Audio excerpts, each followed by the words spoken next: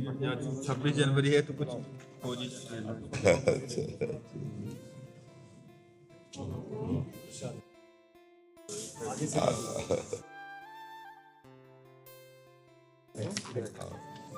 स्वागत।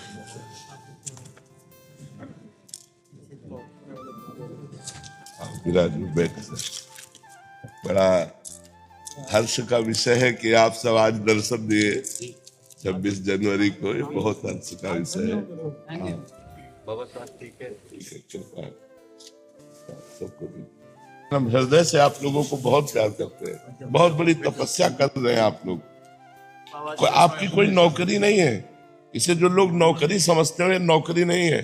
प्राणों को न्यौछावर करने के लिए इस बात को देखकर जहां भी खड़े कर दिए जाओ, वहां प्राण बलिदान करने के लिए खड़े हो। हम प्रणाम करते हैं, नमस्कार करते हैं अपने भारत के सैनिकों को और पूरे भारतवासियों से प्रार्थना करते हैं, अगर थोड़ी भी राष्ट्रप्रियता है तो हमारे राष्ट्र सैनिकों का आदर कीजिए। इनको एक नौकर मत समझिए। ये राष्ट्र पर बलिदान होने वाले वो वीर हैं जिनको नमस्कार करना चाहिए, जिनको आदर देना चाहिए। हमारा राष्ट्र सैनिक पहाड़ों पर, हिमालय पर, बॉर्डर पर जहां भी लगा दिया जाए वहां कष्ट सहता हुआ हमको अंदर सुरक्षित किए हुए है। हमारा जो अंदर सुरक्षित है वो बाहर की सीमा में आप लोग लगे हुए, इसलिए सुरक्षित है। आज हम जो आनंद पूर्वक जी रहे हैं वो आपकी समर्पण वृत्ति के कारण जी रहे हैं। नहीं हमारा आनंद नष्ट हो जाए।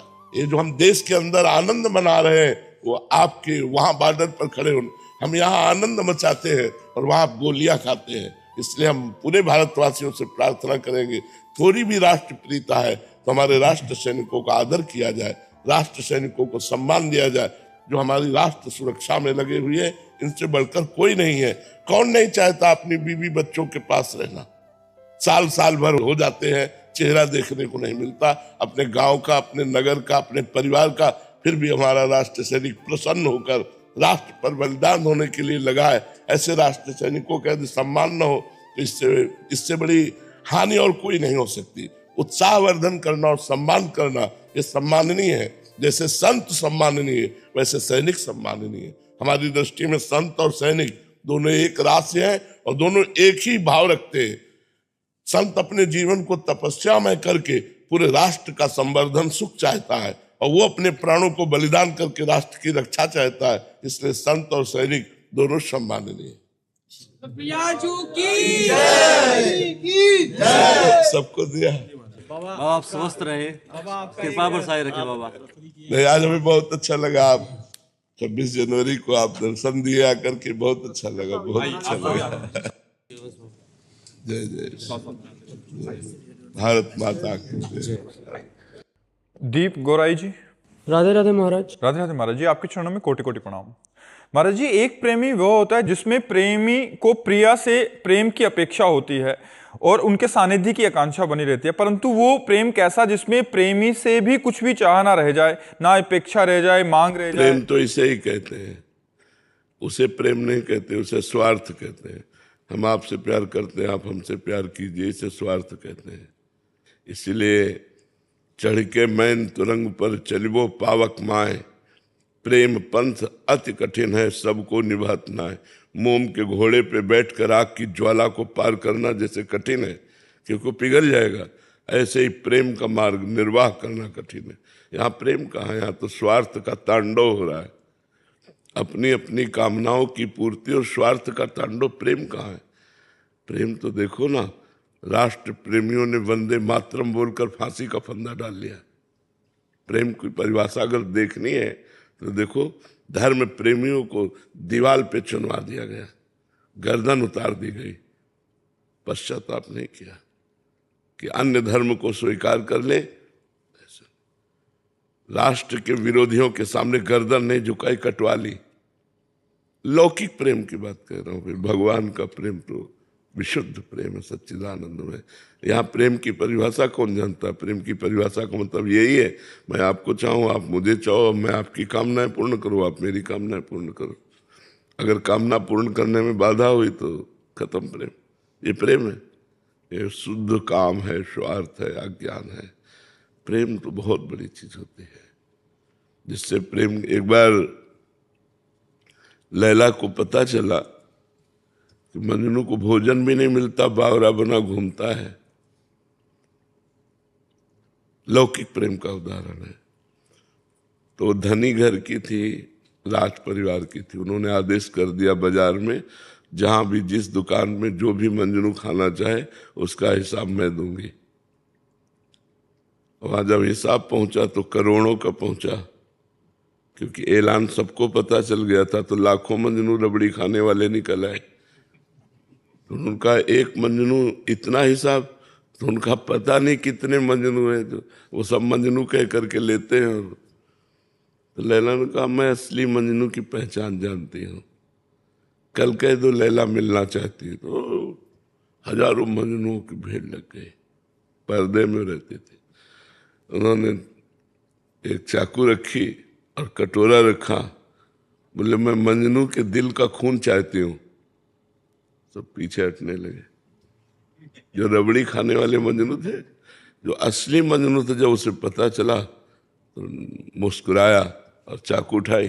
जब मारने को कहा तो बस बोले मंजनू ये है, ये रबड़ी खाने वाले मंजनू लेकिन कटोरा भर खून देने वाले ये तो असली मंजनू होता है, जो प्यार में अपने दिल को, अपनी जान को कुछ नहीं समझता, उसे प्रेमी कहते हैं। देखो ना, आज भी कहीं न कहीं हमारे सैनिकों के हृदय में राष्ट्र प्रेम है। उनको पता है मैं बॉर्डर पे हूँ, किसी भी समय शूट हो सकता हूँ, किसी भी समय गोली लग सकती है। परिवार का प्रेम, बच्चों का प्रेम, सब न्यौछावर करके राष्ट्र प्रेम में छाती ताने खड़े हैं। और तेरे दिन घटनाएं सुनने को मिलती हैं। तो राष्ट्र प्रेम का देखो स्वरूप कि वो अपनी जान की भी परवाह नहीं करते। नौकरी व्यापार तो सब कोई कर रहा है, लेकिन राष्ट्र के लिए, समाज के लिए प्राण देना, तो ये बात, प्रेम एक अलौकिक वस्तु होती है। प्रेम में बलिदान है अपना, सामने वाले से नहीं चाहिए, अपने को सामने वाले को देना है। इसीलिए प्रेमी कहाँ मिलते हैं। एक बार वल्लभाचार्य भगवान से उनके शिष्य ने कहा कि मैं 100 ब्राह्मणों को पवाना चाहता हूं। उनका एक वैष्णव को पवा दो तो 100 ब्राह्मणों के पवाने का फल प्राप्त हो जाएगा। तो उनका फिर तो मैं 100 वैष्णव पवाऊंगा। तो उनका एक भगवत प्रेमी महात्मा को पवा दो तो शास्त्रों वैष्णव के पवाने का फल मिल जाएगा। बोले फिर हम 100 प्रेमियों को पवाओगे।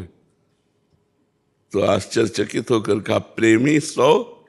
प्रेमी तो अंगुलियों में गिने जाते हैं, भगवत प्रेमी तो ऐसे एक दो चार, बस, इससे ज्यादा नहीं।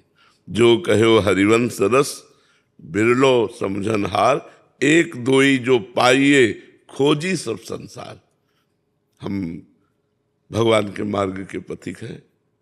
कहीं हम अपना यश चाहते हैं, कहीं हम भगवान से वैभव चाहते हैं, कहीं हम प्रणाम नमस्कार चाहते हैं, लेकिन भगवान को कितना चाहते हैं ये भगवान जानते हैं। वास्तविक प्रेमी वही है, जाहि न चाही कबहु कछु, तुम सन सहज स्नेह बसहु निरंतर तासुर सो राउर निच गए। जिसे कभी कुछ नहीं चाहिए। प्रेमी वही है जो अपने प्यारे की मुस्कान पर प्राण दे दे। अभी आशिकी समझी नहीं आशिकी, असली आशिकी समझी नहीं। असली आशिकी जब जागृत हो जाती है ना, बहुत, जो मैं ऐसा जानती प्रीत किए दुख होए, तो नगर ढिंढोरा पीटती अजी प्रीति न करियो को। श्री गिरधर गोपाल की आशिकी में मस्त मीरा जी कहती है, प्रेम एक अलौकिक वस्तु है और किसी पवित्र हृदय में उदय होता है। और जब वो उदय होता है तो जैसे बाज पक्षी फील्ड में उतरे तो दूसरा पक्षी नजर नहीं आएगा, जब बाज उतरेगा तो दूसरा पक्षी नजर नहीं आएगा। ऐसे जब प्रेम उतरेगा तो कोई वासना, कोई इच्छा, कोई कामना ऐसा नहीं, एक भी नजर नहीं आएगी। वो निष्काम, वो वही तो सतरत सा लोकांता रहती, वही लोक के लोक को तार देता है महात्मा, जो भगवत प्रेमी महात्मा होता है।